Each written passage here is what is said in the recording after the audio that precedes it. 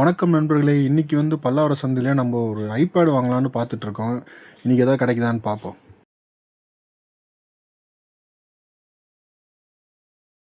இன்றைக்கி எதிர்பார்த்த மாதிரியே ஒரு ஆப்பிளோட ஐபேட் ஒன்று இருந்தது. ஆனால் பார்த்திங்கன்னா ரொம்ப கண்டமாக தான் இருந்துச்சு. இது பார்த்திங்கன்னா ஃபுல்லாகவே நோண்டி எடுத்திருக்காங்க. என்ன கண்டிஷனில் இருக்குதுன்னு தெரில. நான் வீட்டுக்கு எடுத்துகிட்டு சரி செக் பண்ணி பார்ப்போம் அப்படின்னு சொல்லி பார்த்தேன். இது பார்த்திங்கன்னா ஃபுல்லாகவே அந்த மேலே இருக்கிற அந்த இது கவரும் காணோம். கீழேயும் பார்த்திங்கன்னா அதே மாதிரியே கீழேயும் ஒரு கவரும் காணோம். நம்ம பவர் பேங்க் எடுத்து நம்ம கனெக்ட் பண்ணி பார்ப்போம் என்ன கண்டிஷனில் இருக்குன்றதை பார்ப்பாருங்க. சர்ப்ரைஸுங்க, ஆப்பிள் லோகோ வந்துருச்சு. லாக்கில் இருக்கா என்னன்னு தெரியலையே, ஓப்பன் ஆனால் தான் தெரியும்.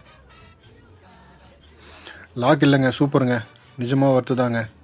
இந்த ஐபேடை பார்த்திங்கன்னா நான் ஒரு எவ்வளோ வாங்கியிருந்தேன்றதை லாஸ்ட்டில் சொல்கிறேன். இதில் பார்த்திங்கன்னா சாங்ஸ் எல்லாமே ஏற்றிருக்காங்க. இது பார்த்திங்கன்னா 4GB இன்பில்டு கொண்டது. இதில் பார்த்திங்கன்னா ஒரு 300 சில்லற பாட்டுக்கிட்ட இருக்குது. இது லாஸ்ட்டாக யாரோ மோகன் ஒருத்தர் யூஸ் பண்ணியிருக்காரு போல இருக்குது.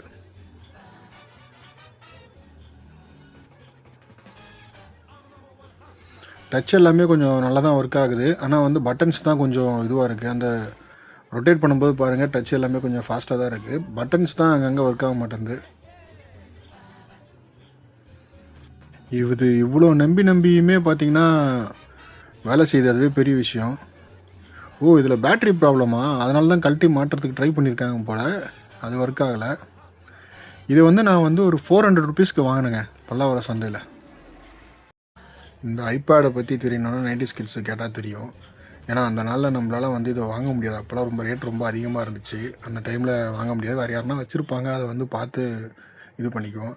ஆனால் இப்போ இந்த மாதிரி பல்லாவரம் சந்தையில் இந்த மாதிரி செகண்ட்ஸில் கிடச்சி அதை நம்ம வாங்கி அப்போ நிறைவேற்ற முடியாத ஆசையெல்லாம் இப்போ நம்ம இதில் வச்சு நம்ம நிறைவேற்றிக்கிறோம்.